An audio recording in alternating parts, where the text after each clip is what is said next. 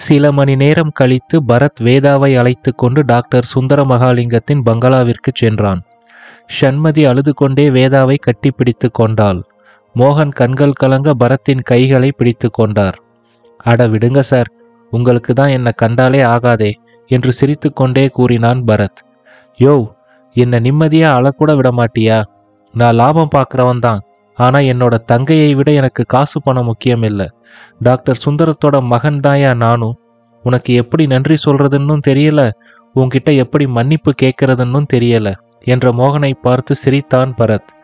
மோகன் சார், உண்மையிலேயே எல்லாரையும் விட கஷ்டப்பட்டது மைத்ரேயி மேம் தான். புருஷன் இறந்ததையும் வெளியே சொல்ல முடியாம, பொண்ணை காப்பாற்றவும் முடியாம அவங்க தவிச்ச தவிப்பு கொஞ்சம் நஞ்சம் இல்லை. உங்க அன்பையும் ஆதரவையும் அவங்களுக்கு கொடுங்க என்றவன், எங்க அவங்க, நான் பார்க்கலாமா என்றான். வந்ததுல இருந்து அப்பா ரூமுக்குள்ள தான் இருக்கா, போய் பாரு என்றார் மோகன். பரத் வேதாவையும் அழைத்து கொண்டு டாக்டர் சுந்தரத்தின் அறைக்குள் நுழைந்தான். அங்கு கண்களில் கண்ணீருடன் அவள் சிறுவயதில் டாக்டர் சுந்தரத்துடன் இருக்கும் ஒரு புகைப்படத்தை பார்த்து கொண்டிருந்தாள் மைத்ரேயி. அவளுக்கு அருகில் ஸ்டூல வடிவமாக அவளை அணைத்தபடி இருந்தார் ரமணி அம்மா. என்ன மேம், நீங்க அவங்கள பார்த்துக்கிட்டு இருக்கீங்க, அவங்க உங்களை கட்டிப்பிடிச்சுக்கிட்டு இருக்காங்க. அவனுடைய குரல் கேட்டு திரும்பி அவனை பார்த்து, வா பரத் என்றாள் மைத்ரேயி. வேதா அந்த அறையில் இருந்த புத்தகங்கள் ஒவ்வொன்றாக எடுத்து பார்க்க ஆரம்பித்தாள். அப்போது டாக்டர் சுந்தரம் சட்டென்று பரத்தின் கையை பிடித்தார். அவருடைய எண்ணத்தை புரிந்து கொண்டு சிரித்த பரத்தை பார்த்து, என்ன சொல்றாரு எங்க அப்பா என்றாள் மைத்ரேயி. ஒண்ணுமில்ல, இனிமே இந்த ரூம் வேதாவோட பர்சனல் ஸ்டடி ரூமா இருந்தா அவருக்கு ரொம்ப சந்தோஷமா இருக்குமா என்றான் பரத். அதை கேட்ட மைத்ரேயி பொய்க்கோபத்துடன் சத்தமாக கூறினாள், அப்பா, இது அநியாயம். உங்களுக்கு அப்புறம் இந்த ரூமும் இதில் இருக்கிற புக்ஸ் எல்லாமே எனக்கு தான் சொந்தம் என்றாள் மைத்ரேயி. பரத் புன்னகைத்து கொண்டே கூறினான், இப்பவும் நீங்க தான் அவரோட உயிரான், ஆனாலும் பெத்த புள்ளையோட பேரப்புள்ள உசத்தியான் என்றான் பரத். இதை கேட்ட மைத்ரேயி சிரித்து கொண்டே வேதாவை அணைத்து கொண்டாள். பரத்தின் கார் கோவை ராமநாதபுரத்தில் கண்ணன் டிபார்ட்மெண்டல் ஸ்டோருக்கு பின்புறம் இருந்த சுகுணா இல்லத்திற்குள் நுழைந்தது. காரிலிருந்து இறங்கி காலிங் பெல்லை அழுத்தினான் பரத். சில வினாடிகள் கழித்து கதவை திறந்தார் காயத்ரியின் அப்பா ராம். பரத்தை பார்த்ததும் அவர் முகத்தில் அதிர்ச்சியும் ஆச்சரியமும் தெரிந்தது. ஒன்றுமே பேசாமல் சிலை போல நின்றவரை பார்த்து, சார், உள்ள வரலாமா என்றான் பரத். உடனே சுதாரித்த அவர், சாரி பரத், ஏதோ ஞாபகத்தில் இருந்துட்டேன், ப்ளீஸ் கமின் என்றார். இருவரும் உள்ளே சென்று ஹாலில் இருந்த சோஃபாவில் அமர்ந்தனர். ராம் பேச்சை ஆரம்பித்தார். என்ன பரத், 1 மாசம்னு சொல்லிட்டு கிளம்புனீங்க, ஆனால் 2 வாரத்திலேயே எல்லாரும் வந்துட்டீங்க என்றார். பரத் புன்னகையுடன், எங்க ஒர்க் சீக்கிரம் முடிஞ்சிடுச்சு சார், அதான் வந்துட்டோம். காயத்ரி அங்கே ரொம்ப ஹெல்ப் பண்ணாங்க, அதான் பர்சனலாக பார்த்து ஒரு தேங்க்ஸ் சொல்லிட்டு போகலாம்னு வந்தேன் என்றான். அப்போது இவர்களின் உரையாடல் சப்தம் கேட்டு மாடியிலிருந்து இறங்கி வந்தாள் காயத்ரி. அவள் பரத்தை வாங்க என்றும் அழைக்கவில்லை, அவனையே வெறுமையாக பார்த்து கொண்டிருந்தாள். பரத் அவளை பார்த்ததும் சிரித்து கொண்டே ஹாய் காயு என்றவன் பிறகு அவளுடைய தந்தை அருகில் இருப்பதை உணர்ந்து, நல்லா ரெஸ்ட் எடுத்தீங்களா காயத்ரி? இப்பதான் வேதாவை மைத்ரேயி மேம் கிட்ட விட்டுட்டு வந்தேன், அப்படியே உங்களையும் பார்த்துட்டு போகலாம்னு வந்தேன் என்றான். இப்போதும் காயத்ரி ஒன்றும் பேசவில்லை, நேராக சமையல் அறைக்குள் சென்று விட்டாள். அதே நேரம் பார்த்து ராமிற்கு ஒரு ஃபோன் அழைப்பு வர அந்த அழைப்பை ஏற்று பேசிக்கொண்டே வீட்டிற்கு வெளியில் சென்று விட்டார். பரத் மெதுவாக எழுந்து சமையல் அறைக்குள் சென்றான். அங்கு காயத்ரி காஃபி போட்டு கொண்டிருந்தாள். என்ன காயு, ஒண்ணுமே பேச மாட்டேங்கிற, என்னாச்சு என்றான். அடுத்து என்ன பண்ண போறீங்க பரத் என்றவளை புரியாமல் பார்த்தான். அவனுடைய குழப்பத்தை புரிந்து கொண்டு, நீங்க இன்னும் கொஞ்ச காலம்தான் உயிரோடு இருப்பேன்னு சொன்னீங்களே, இப்ப அடுத்து என்ன பண்ண போறீங்க என்றாள். பரத் சிரித்து கொண்டே, அப்படியே ஹாஸ்பிட்டல் ஃபேக்டரின்னு கொஞ்ச நாள் ஓட்ட வேண்டியதுதான் என்றான். அப்ப ரமா, அவங்க கிட்ட முகுந்தனை பத்தி எதுவும் சொல்ல மாட்டீங்களா?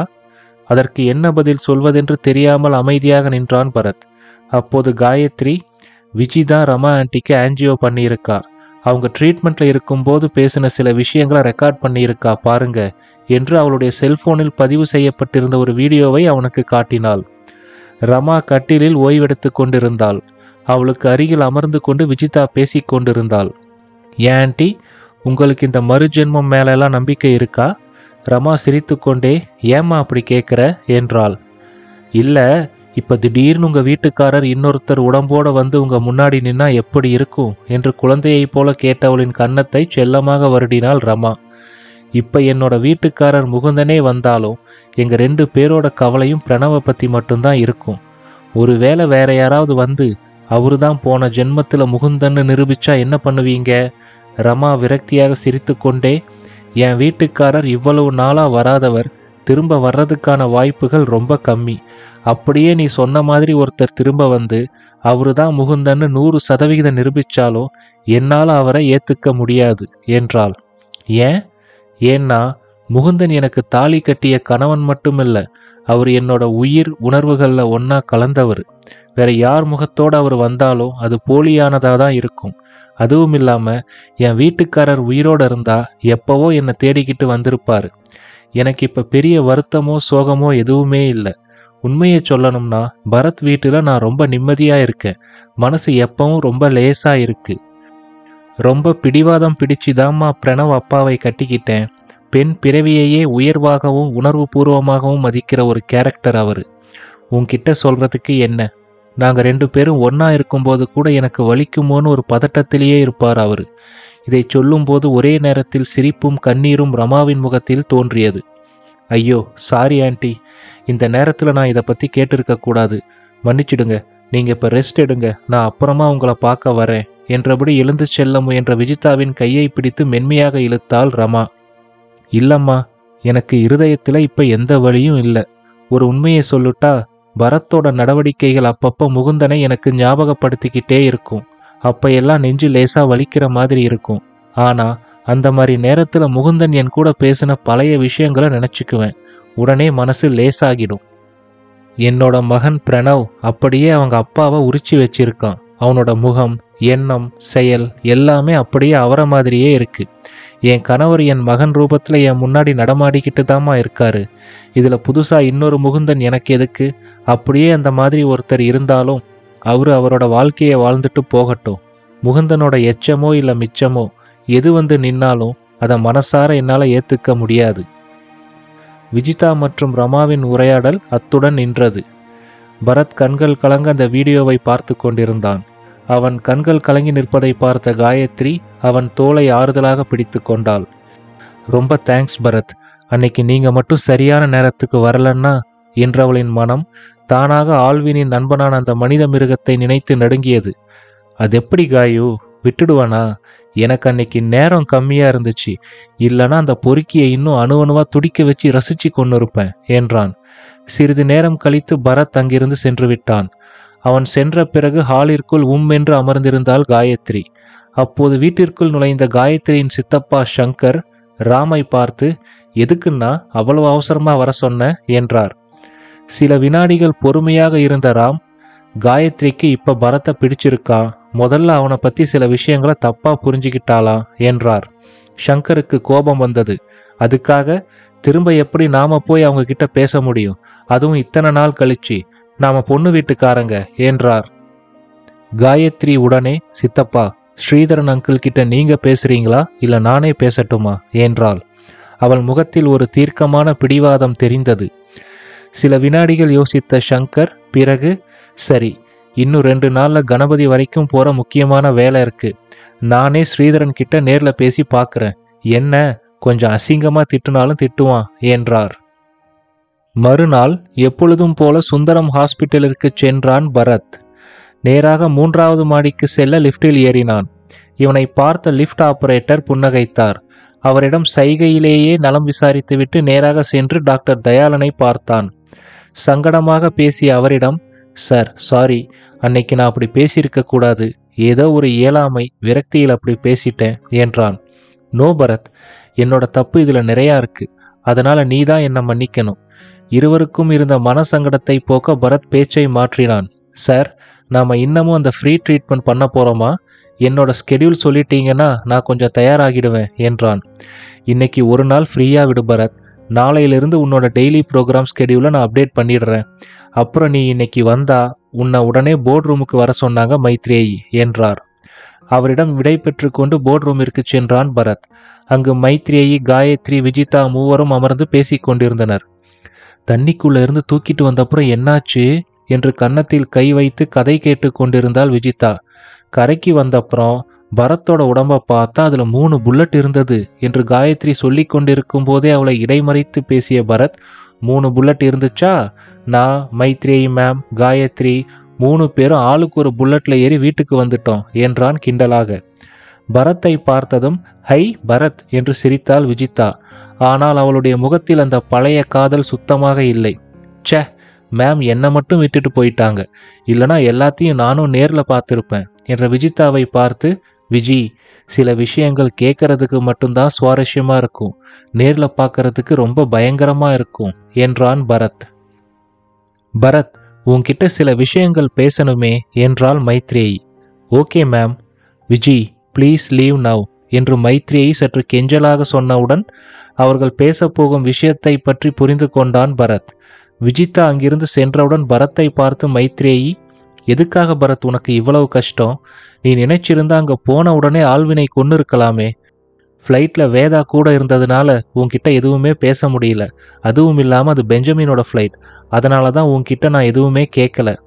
மேம், நான் ஆல்வின் கிட்ட என்னை ஒப்படைச்சிட்டு என்னோட குடும்பத்தோட பாதுகாப்பை உறுதி செய்யறதுக்கு மட்டும்தான் நாங்கள் வந்தேன்.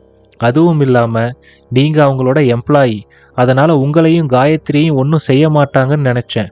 ஆனால் அந்த போட் ஹவுஸ்குள்ளே போன உடனே சார்லஸ் என் கூட கம்யூனிகேட் பண்ண ஆரம்பிச்சிட்டாரு. சார்லஸ் பெயரை கேட்டவுடன் மைத்ரேயின் கண்கள் கலங்கிவிட்டன. பரத் மேலும் தொடர்ந்தான்.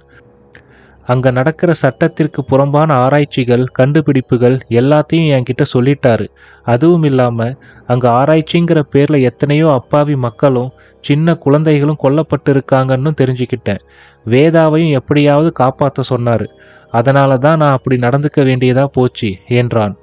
அதே மாதிரி ஸ்டாக்ஹோமில் பெஞ்சமின் சார் நம்ம கூட ஃப்ளைட்டில் ஏறும்போதே விக்டோரியா அப்புறம் எமிலியா 2 பேரும் என் கூட கம்யூனிகேட் பண்ண ஆரம்பிச்சிட்டாங்க.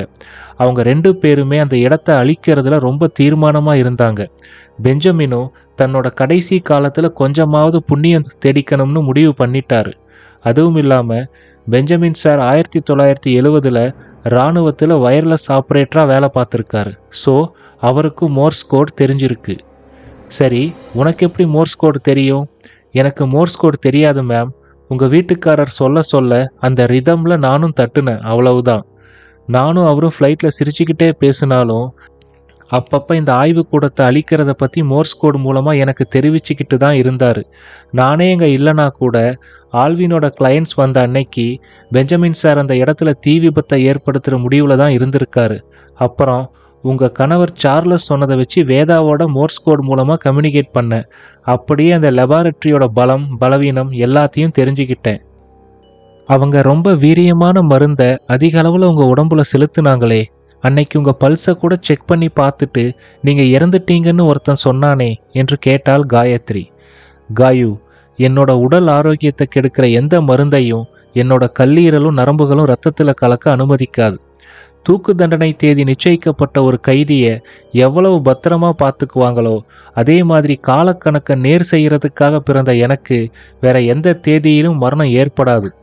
ஆல்வினோட பலம் பலவீனத்தை புரிஞ்சிக்கிறதுக்காக ஒரு 3 நாள் அவங்க கொடுத்த மருந்தால் பாதிக்கப்பட்டவன் மாதிரி நடித்தேன். அதுவும் இல்லாமல் நீங்கள் எல்லாரும் ஒரே இடத்துல ஒன்று சேர்றதுக்காக காத்துக்கிட்டு இருந்தேன். கடைசியாக என்னோட கழுத்தில் அந்த பாய்சன் இன்ஜெக்ஷன் போடும்போது நான் ஒரு அரை மணி நேரத்தில் தயாராகிடுவேன்னு என்னோட தொடையில் விரலால் தட்டி மோர்ஸ் கோடு மூலமாக அங்கே இருந்த பெஞ்சமின் சாருக்கு சொல்லிட்டேன். சரி, முத்தண்ணனை தூக்கிட்டு வந்து ட்ரூத் சீரம் கொடுத்து கேள்வி கேட்கும்போது நீயும் சில விஷயங்களை சொன்னியே, அதை பற்றி பேசலாமா என்றாள் மைத்ரேயி. பரத் சில வினாடிகள் யோசித்தவன் பிறகு, சரி மேம், நாம் 3 பேரும் அதை பற்றி பேசுறதுனால எந்த பாதிப்பும் வந்துடாது என்றான். இறந்ததுக்கு அப்புறம் ஒரு சக்தி நம்ம ஸ்தூல சரீரத்தை மேலே இழுக்குதுன்னு அன்னைக்கு சொன்னியே, அது எப்படி இழுக்கப்படுது என்று கேட்டாள் மைத்ரேயி. நான் என்னோட ஜென்ம அனுபவத்தை மட்டும் சொல்கிறேன் மேம். நான் முகுந்தனா இறந்ததுக்கு அப்புறம் ஒரு சில மணி நேரம் என்னோட உடம்போட மிச்சங்கள் இருந்த இடத்துக்கும் ரமா கிட்டையும் மாறி மாறி அலைஞ்சிக்கிட்டு தான் இருந்தேன். சரியா 4 நாள் கழிச்சு ஏதோ ஒரு சக்தி என்னை எங்கேயோ இழுத்துச்சு. நான் பயணப்பட்ட பாதையில வெளிச்சமும் இருட்டும் மாறி மாறி இருந்தது. ஒரு குறிப்பிட்ட நேரத்துக்கு அப்புறம் வரிசையா நின்றுக்கிட்டு இருக்கிற ஸ்தூல வடிவ உடம்புகளோட நானும் நின்னேன். அங்க எல்லா உயிரினங்களோட ஸ்தூல வடிவங்களும் இருந்துச்சு. ஆனா மற்ற உயிரினங்கள் எல்லாமே அங்கே இருந்த ஒரு வெளிச்ச வட்டத்துக்குள்ளே போன உடனே மறைஞ்சிடுச்சு.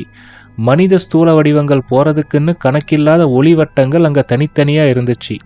நான் முகுந்தனா வாழ்ந்த காலத்தில் இருந்த பெரிய பணக்காரங்க, அரசியல்வாதிங்க, முக்கியமாக ஆன்மீகவாதிங்கன்னு எல்லாரோட ஸ்தூல வடிவங்களும் வரிசையில் தான் நின்றுச்சு. யாருக்கும் ஸ்பெஷலாக எந்த சலுகையும் அங்கே இல்லை. முக்கியமாக நான் தான் கடவுள் அப்படின்னு சொல்லிக்கிட்டு தெரிஞ்சவங்களோட ஸ்தூல உடம்புங்க தான் ரொம்ப பாவம்.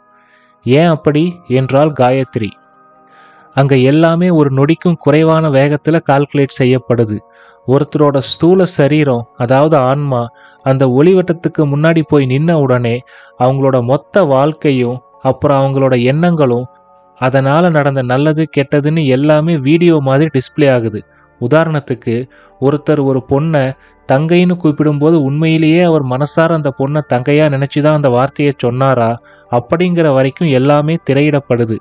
ஒரு பொண்ணை நம்ம மனசில் எப்படி நினைக்கிறோம், அவங்கள மனசில் நினச்சிக்கிட்டு என்னென்ன பண்ணுறோம்னு எல்லாமே அங்கே திரையிடப்படுது. பெண்களாக பிறவி எடுத்த ஸ்தூல வடிவங்களுக்கும் இதே நிலைமை தான். அவங்க செய்த பாவ புண்ணியங்கள் எல்லாமே ஒரு நொடிக்கும் குறைவான வேகத்தில் அலசப்பட்டு அவங்களுக்கான அடுத்த ஜென்ம பாதை தானாக உருவாகுது. இதில் கொடுமை என்னன்னா, கிட்டத்தட்ட 99% மேலே எல்லா மனித பிறவிகளுமே திரும்ப புழு பூச்சியாக தங்களோட ஜென்ம பயணத்தை மீண்டும் தொடங்க ஆரம்பிக்கிறாங்க. அப்போ இந்த சாமி, பூஜை, பரிகாரம் எல்லாம் என்று கேட்டால் மைத்ரேயி, மேம், சாமி கும்பிடுறது எதுக்காக? நமக்கு மேலே ஒரு சக்தி எப்பவும் நம்முடைய சிந்தனைகளையும் செயல்களையும் பார்த்துக்கிட்டு இருக்குங்கிற நம்பிக்கையை கொண்டு வர்றதுக்கு தானே. அப்படி நம்புனா தானே நம்ம செயல்களும் எண்ணங்களும் நேர்மையாக இருக்கும். அப்போது பூஜை நடந்தால் அன்னதானம் நடக்கும். குறைந்தபட்சம் ஒரு பறவைக்கோ இல்லை நாய்க்கோ சோறு கிடைக்கும். அதுக்காக தான்.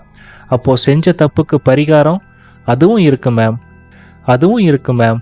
1000 பேரை ஏமாற்றி 100 பேருக்கு உதவுனதெல்லாம் அங்கே கணக்கிலேயே எடுத்துக்கல.